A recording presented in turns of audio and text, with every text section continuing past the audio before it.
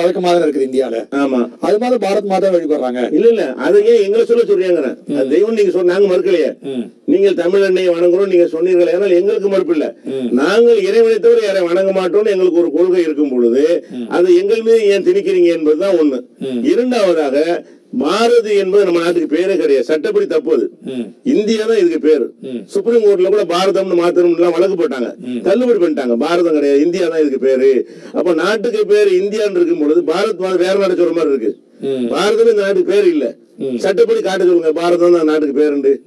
அது இந்துத்துவ ஆளுக்கு உண்டாக்குன ஒரு சித்தாந்தம். அது இந்த நாட்டுக்கு பேர் இந்தியா, ஜெய்ஹிந்த், இந்தியா அழகா இருக்குது. இதை நாங்கள் சொல்லத்தானே செய்யறோம்.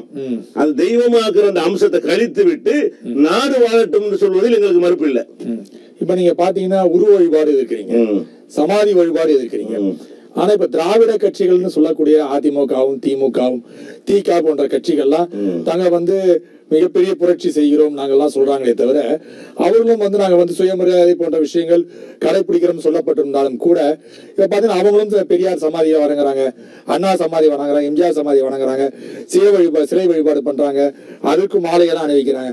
அதனால அவர்களும் இது போன்ற விஷயங்கள்ல பிடிபட்டு இருப்பதால் அவர்களும் நீங்க எதிர்ப்பீங்களா? எதிர்க்கிறோம், கண்டிப்பா எதிர்க்கிறோம்.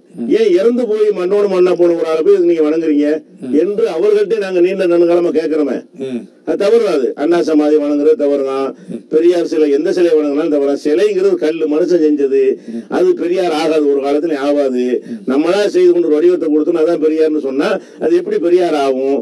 அப்படி சொல்றதுனால அவருக்கு எப்படி விளங்கும்? அப்படி விளங்கும்னு சொன்னா பேசாம அதுல இருந்துட்டு போயிடலாமே. ஏற்கனவே இருந்த சிலை வழிபாட்டுல அவங்க இருந்துடலாமே.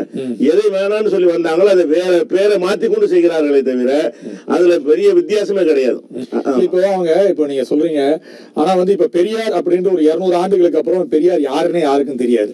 இப்ப இது போன்ற சிலைகளோ இல்ல உருவங்களோ வழிபட்டு ஆரம்பித்தால் இல்ல கொண்டு வந்தாங்கன்னா ஒரு 200 ஆண்டு கால சந்ததியினர் இவர்தான் பெரியார் அப்படின்னு கண்டுபிடிப்பாங்க. இப்போ திருவள்ளூருக்கே இதுதான் திருவள்ளூர் யாருக்கும் தெரியாது, இது ஒரு கற்பனை உருவம் தான். கண்ணகிக்கு இதுதான் கண்ணகியான் தெரியாது, கற்பனை உருவம் தான். பாரத் மாதான்னு சொல்றவங்களுக்கு இதுதான் காட்பாதம் தெரியாது. எல்லாமே மாடல்கள், இந்த திரைப்பட மாடல்களை வைத்துதான் பாரத மாதா உருவாக்கப்பட்டார், திருவள்ளூர் உருவாக்கப்பட்டார், கண்ணகி உருவாக்கப்பட்டார். அதாவது 200 ஆண்டுகளுக்கு பின்பு இதை பார்த்து திருவள்ளுவர் இப்படிதான் இருப்பார் அப்படின்னு நம்ம கற்பனை பண்ணிக்கிறோம். இப்போ விஞ்ஞானம் வளர்ந்திருக்கிற காலத்துல பெரியார் எல்லாம் இப்ப அண்ணா, பெரியார், எம்ஜிஆர் போன்ற சிலைகள் உருவாக்குவதனால் ஒரு 200-300 ஆண்டுகளுக்கு பின்பு இவர்தான் எம்ஜிஆர், இவர்தான் அண்ணா என்று மக்களுக்கு பதிவு ஏற்படுதில்லை. அது எப்படி நம்ம வேண்டாம்னு சொல்ல முடியும்? அதனால என்ன நன்மை? இவர்தான் தெரிய வருது இல்ல, என்ன அந்த உருவத்தை தெரிந்து நன்மை கற்பனை இல்லாம இருக்கும்ல. இப்ப திருவள்ளுவர் கற்பனை, அதுக்குள்ள குழப்பம், இவர்தான் திருவள்ளுவரான குழப்பம் இருக்குது.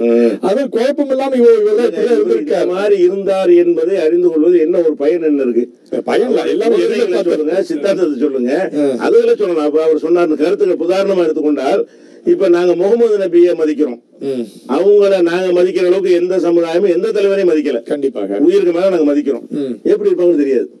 அப்படி எப்படி இருப்பாங்கன்னு தெரியாம இருந்தும் கூட யாரெல்லாம் தெரிந்து வைத்திருக்கிற அவர்கள் மதிப்பது நாங்கள் மதிக்கிற காரணம் கருத்துக்களுக்கு தான், அது சிந்தனைகளுக்கு தான். அதுதான் மக்கள்கிட்ட கொண்டு போன தவிர உருவத்தை கொண்டு போனா நீங்க அவங்க தெரிஞ்சுக்கிடுவாங்கன்னு அர்த்தத்துல சொல்றீங்க. கடவுளாயிருவாங்கிற அச்சம் அதுல இருக்குன்னு இருக்கு. புத்தர் இருக்காரு, அவர் நாத்திகர், அவர் கடவுள் மறுப்பாளர், அன்பே சிவம்னாரு. கடவுள்னு ஒண்ணு கிடையாது, அன்புதான் கடவுள்னு சொன்னாரு. அப்ப அன்பே கடவுள்னு சொன்ன ஒரு ஆளை கடவுள் ஆக்கிட்டாங்களா இல்லையா? அப்ப நாளைக்கு இந்த பெரியார கடவுள் ஆக்கிட்டா நன்மையோட தீமை இருக்குல்ல. இவர் சிவனுக்கு தம்பின்றாங்க. நாளைக்கு ஒரு கதை எழுதி என்ன செய்வாங்க, அது ஒரு 500 ஆண்டுகள் கழிந்து அவர் ஒரு கடவுள் ஆகிவிடுவார். அந்த ஒரு ஆபத்து வர்றதுதான் இஸ்லாம் தடுத்து இருக்கிறது. அதாவது நீங்க சொன்ன மாதிரி வீரமணி ஐயன் திருவள்ளூர் அப்படின்னு கருணாநிதி அவர்கள் அது பேர் வைத்த போது இவர் வீரமணி என்ன சொன்னார், மழிவு ஐயர் திருவள்ளூர் ஆயிரும் கொஞ்ச நாள்ல, ஐயர் என்றுவாங்க திருவள்ளூரை, ஆனா மறுதல் ஏற்படும் அப்படின்னு சொன்னாங்க. நீ சொல்ற மாதிரி மறுதல் ஏற்படும். இப்போ நீங்க சொல்ல விஷயங்கள்ல பலர் என்ன சொல்றாங்கன்னா, அனைத்து இதிகாசங்கள், புராணங்கள் போன்ற விஷயங்கள் எந்த மதத்தில் இருந்தாலும் சரி அதுல இடைச்சொல்கள் என்பது இருக்கும். ஆனா குரான்ல இடைச்சொல்களே கிடையாது. அல்லாஹ் எப்படி சொன்னாரோ, நபிகள் நாயகம் ஏற்றுக்கொள்ளப்பட்டதோ, இன்று வரை இடைச்சொல்கள் இல்லாத ஒரே விஷயம் திருக்குரான் தான். இதுல எந்த ஒரு மாற்றமும் இல்லை அப்படின்னு நீங்க சொல்றீங்க. மற்ற இதிகாசங்கள்லாம் அப்பப்போ ஒவ்வொருத்தர் உருவாளாங்க. அதுக்கான இப்ப ராமாயணம், துளசிதாச ராமாயணம் இருக்கிறது, வால்மீகி ராமாயணம் இருக்கிறது. ஒவ்வொருத்தரும் தன் கற்பனை பிரிவு இந்த ராமாயணங்கள் எழுதினார். மகாபாரதம் வில்லி பாரதம் என்ற பல்வேறு விஷயங்கள் இருக்கு. அவங்க கற்பனைப்படி அந்தந்த இதிகாசங்களை அவர்கள் தோற்றுவிக்கிறார்கள். ஆனா குர்ஆன் அப்படி கிடையாது. எப்படி தோன்றியதோ இன்று வரை எந்த விதமான இடைச்சொல்லும் இல்லாமல் குர்ஆன் அப்படியே இருக்குதுன்னு சொல்றீங்க. அது எப்படி உங்களை சொல்ல முடியும்? எப்படி இடைச்சொல் இல்லைன்னு எப்படி சொல்ல முடியும்?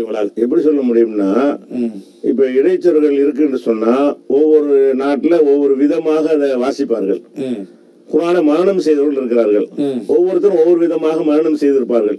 இன்னைக்கு உலகத்துல உள்ள எந்த ஒரு முஸ்லிமையும் கொண்டு வந்து வாசின்னு சொன்னா அவன் நாங்க எதை வாசிக்கிறோம் அப்படித்தான் வாசிப்பான். அவன் எதை எப்படி வாசிக்கிறான் அப்படித்தான் நாங்கள் வாசிப்போம்.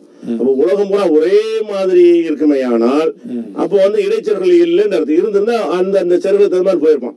அதை படிச்சவன் அப்படி வாசிப்பான், இதை படிச்சவன் இப்படி வாசிப்பான்னு வரும். அப்ப இன்னைக்கு கண்ணு முன்னாடியாக நிரூபிக்கிற அளவுக்கு என்ன இருக்குன்னா, ஒரே விதமாக எங்களுக்கு குர்ஆன் இருக்கிறது. உலகத்துல எந்த நாடா இருந்தாலும் அது இதுதான் குர்ஆன். அதுல எந்த ஒரு மாற்றம் இல்லை. ஒண்ணு. இரண்டாவதாக பழங்கால பிரதி முகமது நபிக்கு அப்புறம் அவருடைய மருமகன் உஸ்மான் ஆட்சி பிரதிகளாக எடுத்து